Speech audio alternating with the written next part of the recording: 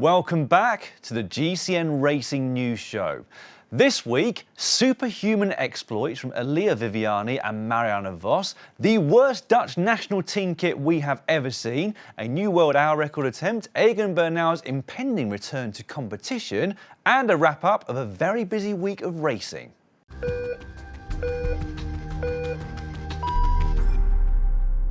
I shall start though with the Men's European Road Race Championships, which looked almost certain to finish in a big bunch sprint. Switzerland, who came without a big sprinter, did their best to animate things throughout the day, but with so many nations looking to bring it back together, it was always going to be a fruitless task. Now, it was Italy who took things up just outside 1 kilometre to go, with Filippo Ganna doing a characteristically strong pull on the front. Trentin then took over, then Garnieri, but they ran out of gas a little bit early, allowing Belgium to swamp them. They also ran out of power, leaving Tim Merlier to launch his sprint from a long way out. Behind him, Van Poppel filled the gap before moving forward with Jacobsen on his wheel, and when the Dutchman lit the afterburners, nobody was going to be able to come round him. Merlier held on for third place on the day, with Arnaud Démare of France between the two of them. Now, there are two big talking points around this particular race. The first was the Dutch kit, a slight orange tint of white with an orange collar.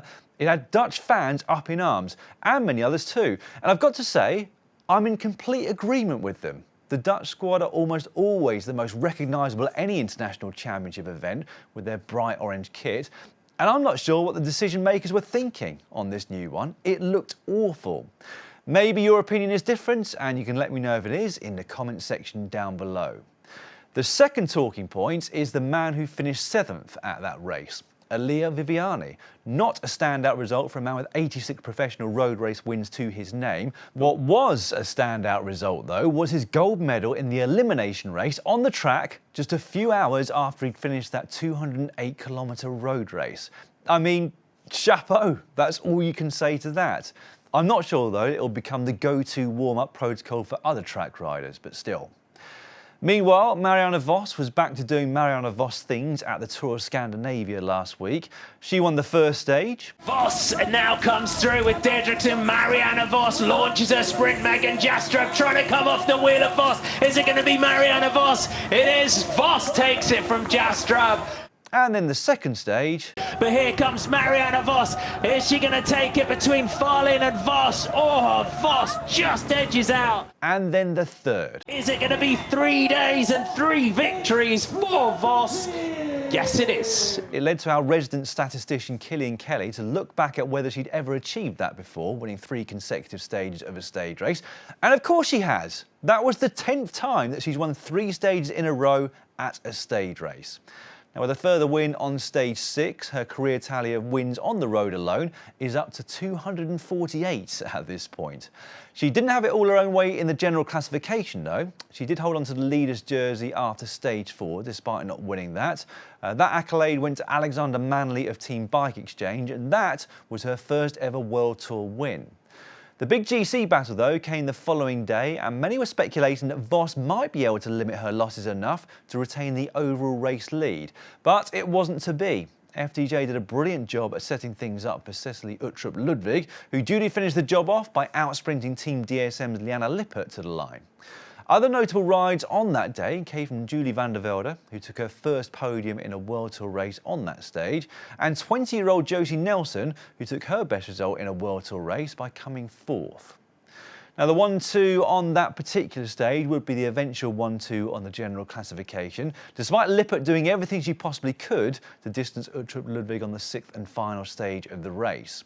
It's been a great few weeks, you've got to say, for the Dane. That was easily the best general classification win of her career so far. And as you'd expect, she was typically bubbly after the stage. Take us through your emotions on the last few laps when your competitors attacked you. Oi, oi, oi. It was just mega stressful here on the laps, and it goes so quick and it's so full on and hard. And then when Liana attacked with 1 lap to go, I was like, holy moly, no, no, no, no. So I was like, nah, I gotta close that. And then when I closed, I was like, phew, whew, yeah, okay, now just gotta be safe. Safe home. Yeah, we made it, good. Gotta love an Uttrup Ludwig interview, haven't you? Moving on, but staying in Scandinavia, it was the 4-day Arctic race of Norway last week.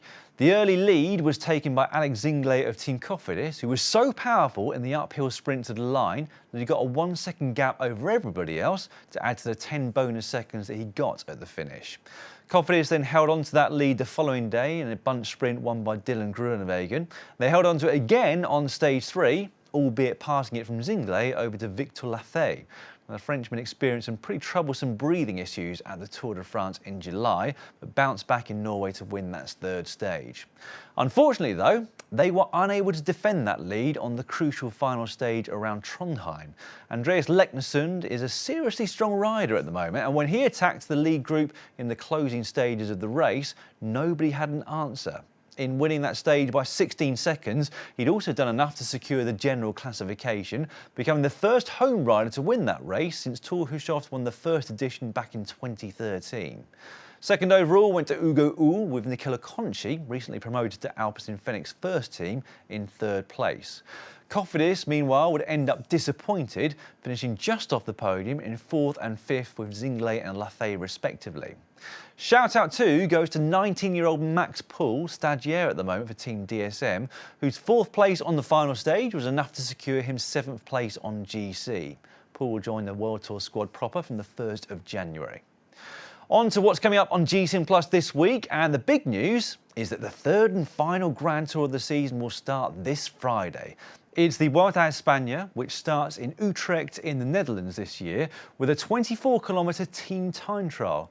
Primož Roglič is now confirmed as a starter at the race, but Evenepoel, Mas, Haig, O'Connor, Lopez, Hindley, Carapaz, Almeida, Simon Yates, Sivakov, Rodriguez, Ayuso, Higuita and many more will be trying to take the red jersey off him this year.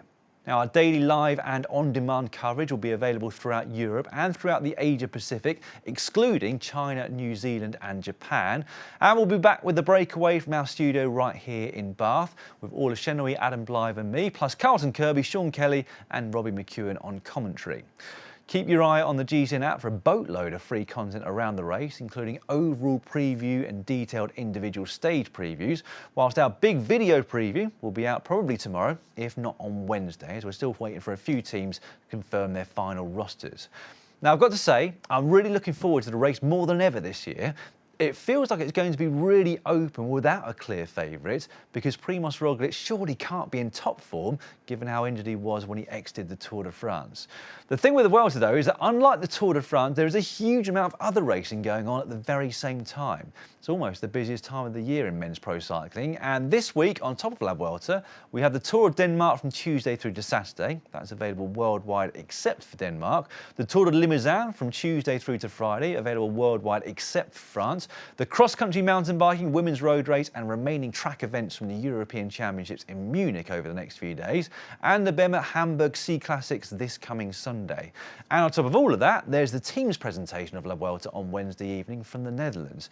So I hope you've taken some time off work to keep on top of everything, because there is a lot going on over the next few weeks on GCN Plus, including some triathlon this week in the form of the PTO Collins Cup.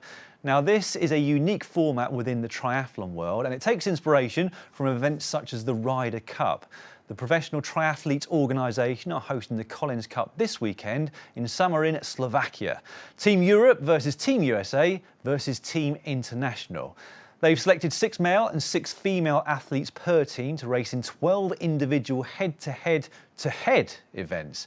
The athletes placing within their individual events will count towards their team's placing, and there's a lot to race for because there's a $1.5 million prize purse. The field includes the likes of Ironman world champion and Olympic champion Christian Blumenfeld, 5-time Ironman world champion Daniela Ryf, Olympic champion Flora Duffy, plus many, many more.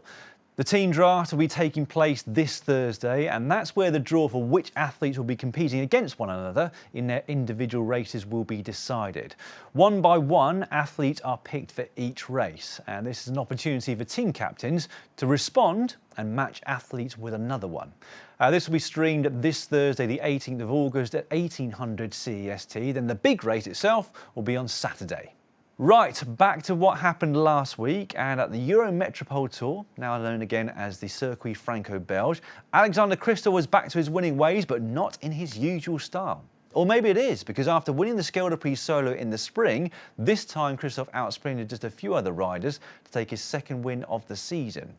Behind was Dries van Gestel of Total Energies, underlying his consistency in the one-day races this year, with the Lotto Soudal pairing of Victor Campenaerts and Jasper de Burst in third and fourth respectively.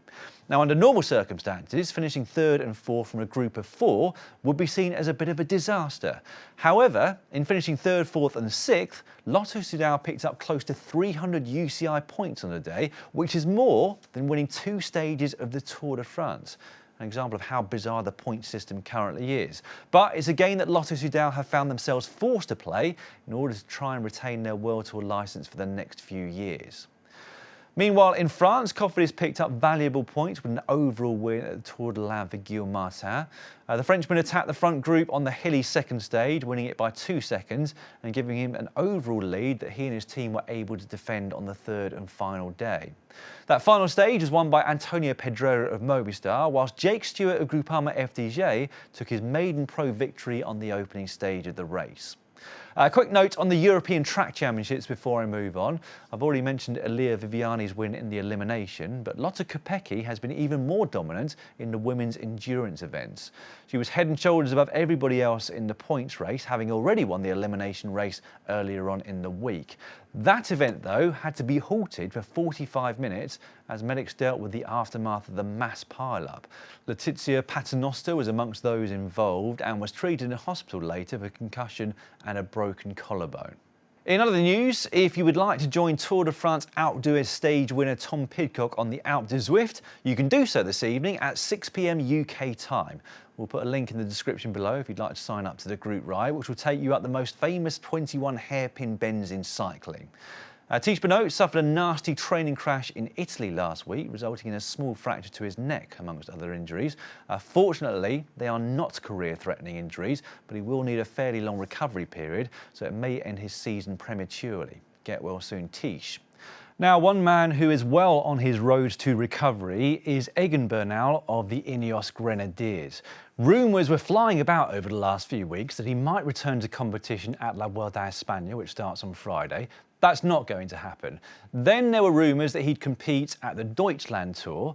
That might still happen, but news hot off the press, or from Ineos Grenadiers' Twitter account, is that he will resume competition tomorrow at the 5-day Tour of Denmark. So if you didn't have reason to watch it before, you most certainly have reason to watch that race now. Now, this is brilliant news and also quite astonishing news. It was less than 7 months ago that he was fighting for his life after a crash training in Colombia. We weren't sure if he'd walk again, we weren't sure if he'd ride again, and we were certainly very unsure as to whether or not he'd compete again. But he is. So make sure you check that out tomorrow. The Tour of Denmark starts with an individual time trial, but it's just amazing to see Egan Bernal back with numbers on his jersey, competing professionally again. On to the world hour record now, and whilst Filippo Ganna has postponed his attempt, which had been due to take place sometime over the next few weeks, his colleague at Ineos Grenadiers has taken his place. Dan Bigham may not have the horsepower of Filippo Ganna, but he knows a thing or two about going very fast and already set a British hour record just under a year ago with a distance of 54.723 kilometres. Now, in order to beat the current world record held by Victor Campenaerts, he'll have to ride a further 367 metres. Now, unlike Campenaerts, he is not heading to altitude for his attempt, but rather at the Tissot Velodrome in Grenchen in Switzerland, which is where Ellen van Dijk set the women's world hour record back in May. And if he does break it, you wonder how much help he's going to give Filippo Ganna if he does eventually make his attempt. Soudal Quick-Step will have a new development team from the start of next year with the aim of nurturing young talent towards their World Tour team. It's a squad that is already in existence under the Team Elevate name, but it will now fall under the official banner of Soudal Quick-Step. Now, I shall finish things off with some highlights of recent transfer window.